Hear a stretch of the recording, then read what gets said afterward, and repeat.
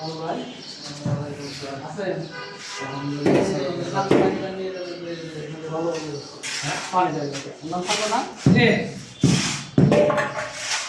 ভালো ভালো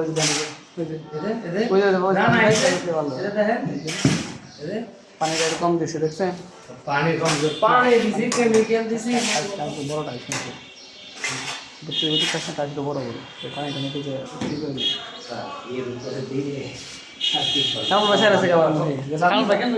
টাকা রয়েছেন কেন বলেন?